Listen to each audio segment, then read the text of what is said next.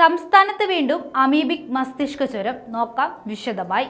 സംസ്ഥാനത്ത് വീണ്ടും അമീബിക് മസ്തിഷ്ക ജ്വരം സ്ഥിരീകരിച്ചു. രോഗം ബാധിച്ച 5 വയസ്സുകാരനെ അതീവ ഗുരുതരാവസ്ഥയിൽ കോഴിക്കോട് മെഡിക്കൽ കോളേജ് ആശുപത്രിയിൽ പ്രവേശിപ്പിക്കുകയുണ്ടായി.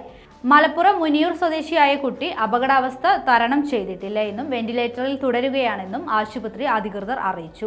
കടലുണ്ടിപ്പുഴയിൽ കുളിച്ചപ്പോഴാണ് കുട്ടിയുടെ ശരീരത്തിൽ അമീബ എത്തിയതെന്നാണ് വിവരം. കേരളത്തിൽ ഇതിനു മുൻപ് വിരളമായി മാത്രമാണ് അമീബിക് മസ്തിഷ്ക ജ്വരം റിപ്പോർട്ട് ചെയ്തിട്ടുള്ളത്. കഴിഞ്ഞ വർഷം ജൂലൈയിൽ ഈ രോഗം ബാധിച്ച് ആലപ്പുഴയിൽ കൗമാരക്കാരൻ മരിച്ചിരുന്നു. ഈ രോഗത്തിന് ഫലപ്രദമായ മരുന്നുകൾ സംസ്ഥാനത്ത് ലഭ്യമല്ല. കുട്ടിക്ക് സാധ്യമായ എല്ലാ വിദഗ്ധ ചികിത്സയും നൽകുമെന്ന് ആരോഗ്യവകുപ്പ് മന്ത്രി വീണ ജോർജ് പറഞ്ഞു.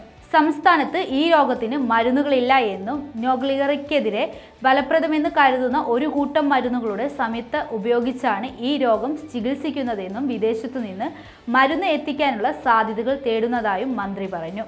രോഗം റിപ്പോർട്ട് ചെയ്ത പ്രദേശത്ത് ആരോഗ്യവകുപ്പ് പ്രതിരോധ പ്രവർത്തനങ്ങൾ ഊർജിതമാക്കിയിട്ടുണ്ട്.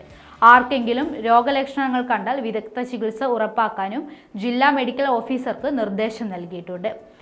പ്രദേശത്ത് ബോധവൽക്കരണം ഉൾപ്പെടെയുള്ള പ്രതിരോധ പ്രവർത്തനങ്ങൾ ശക്തിപ്പെടുത്തുന്നതായും മന്ത്രി പറഞ്ഞു.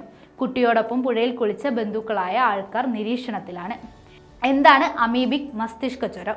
കെട്ടിക്കിടക്കുന്ന വെള്ളത്തിൽ കാണപ്പെടുന്ന ബ്രെയിൻ ഈറ്റർ എന്ന പേരിൽ അറിയപ്പെടുന്ന അമീബ മനുഷ്യരുടെ മൂക്കിലെ നേർത്ത തൊലിയിലൂടെ ശരീരത്തിൽ പ്രവേശിക്കുകയും തലച്ചോറിനെ ഗുരുതരമായി ബാധിക്കുന്ന മസ്തിഷ്ക ജ്വരം ഉണ്ടാക്കുകയും ചെയ്യുന്ന അവസ്ഥയാണ് അമീബിക് മസ്തിഷ്ക ജ്വരം. അമീബ തലച്ചോറിൽ പ്രവേശിച്ചു കഴിഞ്ഞാൽ മസ്തിഷ്കത്തിലെ കോശങ്ങൾക്ക് പെട്ടെന്ന് തകരാർ സംഭവിക്കുകയും നീർക്കെട്ട് ഉണ്ടാവുകയുമാണ് ചെയ്യുന്നത്. ക്രമേണ കോശങ്ങൾ നശിച്ച് രോഗി മരണത്തിലേക്ക് നീങ്ങും.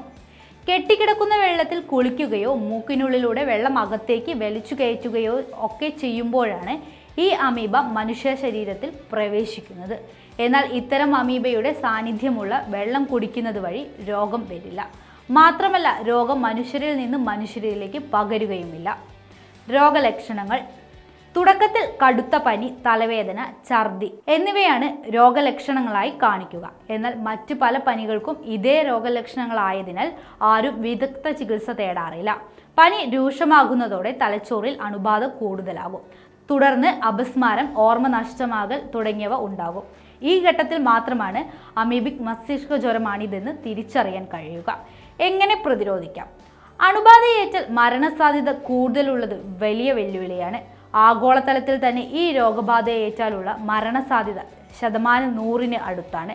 അതിനാൽ രോഗം വരാനുള്ള സാഹചര്യങ്ങൾ ഒഴിവാക്കുക മാത്രമാണ് പ്രധാന പ്രതിരോധ മാർഗം. കെട്ടിക്കിടക്കുന്ന വെള്ളത്തിലോ വൃത്തിഹീനമായ ജലാശയങ്ങളിലോ കുളിക്കുകയോ മുഖം കഴുകുകയോ ചെയ്യാതിരിക്കുക. മൂക്കിലൂടെയും മറ്റു വെള്ളം ഒഴിക്കുന്ന ശീലം ഒഴിവാക്കുക. രോഗബാധ റിപ്പോർട്ട് ചെയ്ത പ്രദേശത്ത് കൂടുതൽ ശ്രദ്ധ പാലിക്കുക.